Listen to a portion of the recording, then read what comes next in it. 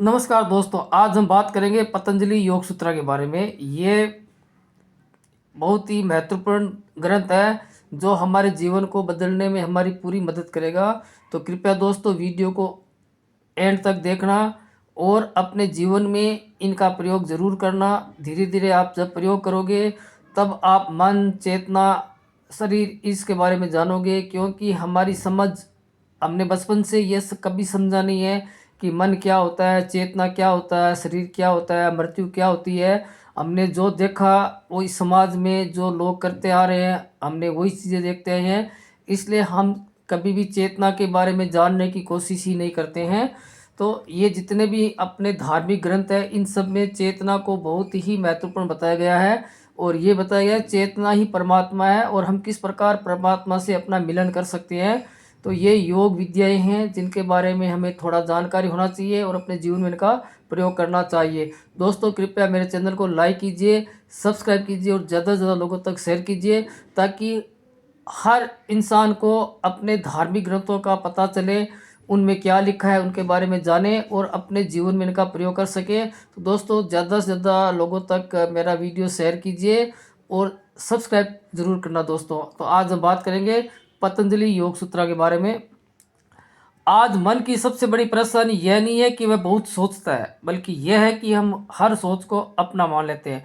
हमारे दिमाग में जो भी सोच चलती है, जो भी विचार चलते हैं, हम उन विचारों में ही बह जाते हैं, हम उन विचारों में ही खो जाते हैं और अपना पूरा जीवन उन विचारों में ही उलझा रहता है।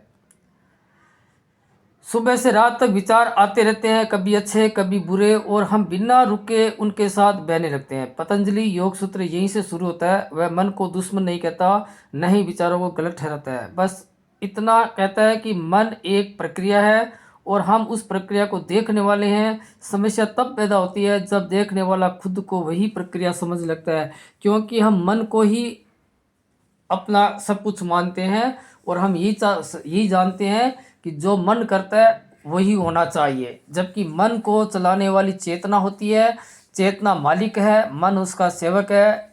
भगवत गीता में जो भगवान कृष्ण और अर्जुन की जो व्याख्या है उसको आप ये समझिए कि भगवान कृष्ण चेतना है, मन अर्जुन है। और अब गीता का आप कोई भी अध्याय पढ़िए, उसमें आप ये समझिए कि चेतना मन को क्या कह रही है। चेतना माने भगवान श्री कृष्णा और मन मानी अर्जुन।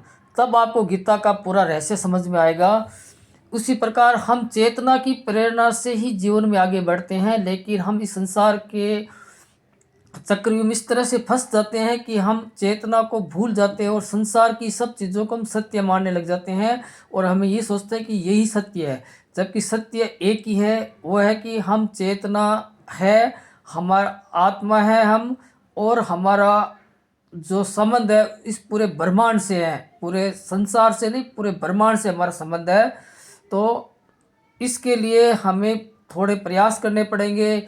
मन में चलने वाले विचारों को समझना होगा, अपने श्वासों पे ध्यान देना होगा। धीरे धीरे हम योग की कुछ प्रक्रियाएं सीखेंगे, जिससे क्या है कि हम अपने लिए कुछ समय निकाल पाएंगे और इनका दैनिक जीवन में प्रयोग कर सकेंगे। तब हम चिंताओं, तनाव इनसे मुक्त होएंगे, विचारों से मुक्त होएंगे और हम भी ब्रह्मांड का असली जो स्वरूप है वो देख पाएंगे। जब हम शांति से बैठे होते हैं और अचानक हमें कोई पुरानी बात याद आ जाती है, तो शरीर में हलचल होने लगती है, दिल तेज धड़कने लगता है, चेहरे पे तनाव आ जाता है। अब जरा ध्यान दीजिए, ये सब हो रहा है, लेकिन क्या आप खुद ये सब है? पतंजलि कहते हैं नहीं, यह सब चित्त की गतिविधियां हैं। चित्त का मतलब है कि सोचने की शक्ति, निर्णय लेने की शक्ति, अहंकार और स्मृति, ये चार चीज़ें चित्त में आती है, जिसमें हमारे मन में चलने वाले विचार और उन विचारों के माध्यम से हम क्या निर्णय लेते हैं, और हमारा ईगो, अहंकार, और हमारी स्मृति यानी पुरानी यादें, ये सब चित्त की वृत्तियां हैं। ये पूरा तंत्र मिलकर काम करता है और हम इसी पूरे तंत्र को मैं मान लेते हैं, जबकि असल में हम इसके साक्षी है। यानी दिमाग में चलने वाले जितने भी विचार होते हैं, जितनी भी घटनाएं हमारे साथ लाइफ में हो चुकी है और कुछ घटनाएं आने वाले समय में होने वाली जिसकी हम कल्पनाएं करते हैं, तो हकीकत में ये है कि जो मन में ये सब चीज़ें चल रही होती है, इसको हम सिर्फ देखने वाले हैं। होगा क्या, कैसे होगा, इसके बारे में हम नहीं जानते।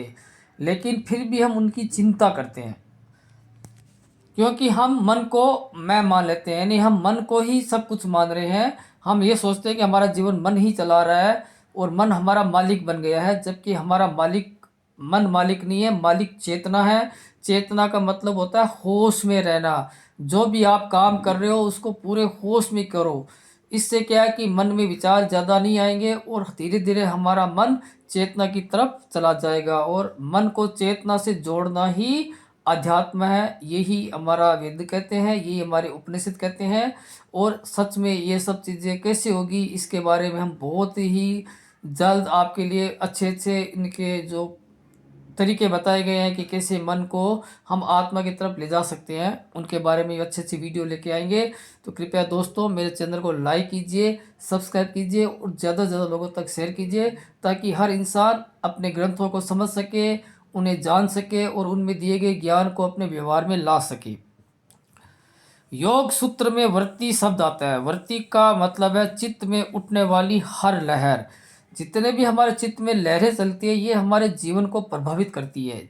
हम जैसा सोचते हैं वैसा ही हमारे जीवन में घटित भी होता है। इसलिए कहते हैं हमेशा अच्छा सोचो। अगर सोचना ही है तो अच्छा सोचो, अपने बारे में बुरा क्यों सोचो।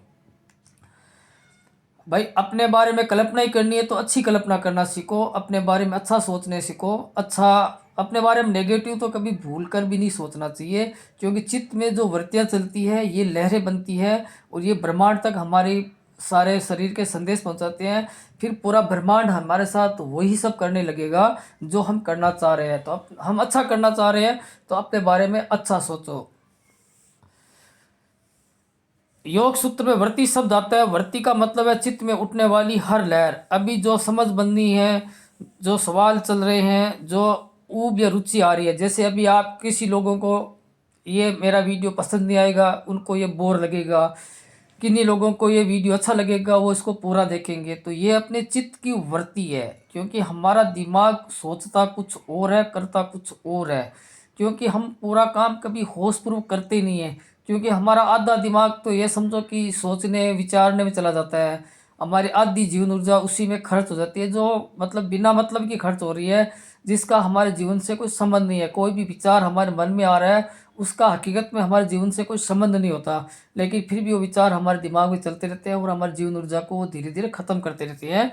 तो मन के विचारों को रोकना तो नहीं है, लेकिन मन के विचारों को समझने की कोशिश करनी है। जब हम विचारों को देखने की कोशिश करेंगे तो ये विचार धीरे धीरे आने बंद हो जाएंगे, मन बिल्कुल शांत रहेगा। पतंजलि कहते हैं जब ये वृत्तियाँ चलती है तब हम खुद को वही मान लेते हैं। विचार दुखी है तो हम दुखी हो जाते हैं, विचार में अगर खुशी आ रही है तो हमारा जीवन हमें खुश में लग जाता है। विचार डर का आ रहा है तो हम कहते हैं हम डर गए। यहीं से मन का बंधन शुरू होता है। अक्सर लोग योग को गलत तरीके से समझ लेते हैं। उन्हें लगता है कि योग का मतलब सोच को रोक देना है या दिमाग को खाली कर देना है। पतंजलि ऐसा नहीं कहते। वे कहते हैं योग का अर्थ है जान लेना कि सोच चल रही है लेकिन मैं सोच नहीं हूँ। जब यह समझ गहरी होने लगेगी तब मन अपने आप हल्का होने लगेगा। विचार आते हैं जाते हैं, लेकिन भीतर कोई ऐसा है जो सिर्फ देख रहा है, उलझ नहीं रहा। यानी हमारी चेतना विचारों को देख रही है, विचारों को समझ रही है, लेकिन हम अपने ध्यान को भटका देते हैं तो हमें फिर वो विचार ही हमारी लाइफ को प्रभावित करने लग जाते हैं। तो हमें कोशिश ये करना है कि हमारा पूरा ध्यान चेतना की तरफ रहे, हम हर पल होश में रहें। हम कोई भी ऐसा काम ना करें जो बेहोशी की दशा में हो। जैसे हम बोल रहे हैं तो बिल्कुल होशपूर्वक बोलना है, खाना खा रहे हैं तो पूरे होशपूर्वक खाना है, चल रहे हैं तो होशपूर्वक चलना है। यानी हमारा हर पल ध्यान हम जिस काम को कर रहे हैं उसमें होना चाहिए। यही कर्म होता है। कर्म का मतलब होता है किसी भी काम को होशपूर्वक करना। दुख बाहर की परिस्थितियों से पैदा नहीं होता, यह बात पतंजलि बिल्कुल साफ तरीके से समझाती हैं। दुख तब पैदा होता है जब हम हर विचार को अपनी पहचान बना लेते हैं। हम विचारों के साथ अपने आप को पकड़ लेते हैं और वही विचार फिर हमारे जीवन को प्रभावित करते हैं। हर विचार को अपनी पहचान बना लेते हैं। एक नकारात्मक विचार आया, हमने उसको स्वीकार कर लिया, और फिर सच यह है कि विचार हर पल बदलते रहते हैं, मन हमेशा बदलता रहता है, लेकिन जो देखने वाला है चित्त या चेतना वो हमेशा स्थिर है, वो कभी भी नहीं बदलती। जब यह फर्क समझ में आ जाएगा तब आप भी योग समझ जाओगे और अपने मन को चेतना की तरफ ले जाने की कोशिश करोगे।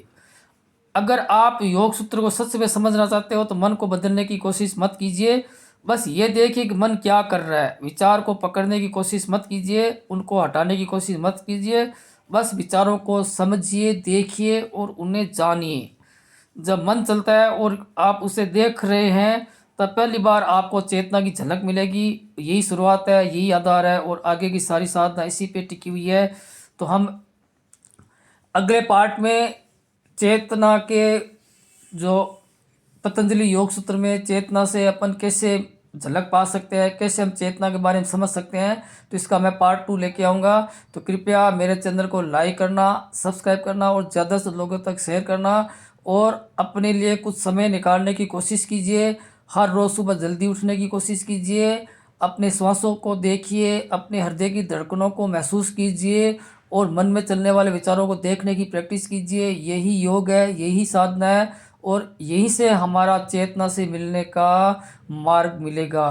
तो दोस्तों कृपया मेरे चैनल को ज़्यादा से ज़्यादा लोगों तक शेयर करो। मेरे चैनल को लाइक कीजिए, कमेंट कीजिए और सब्सक्राइब ज़रूर करना दोस्तों। धन्यवाद।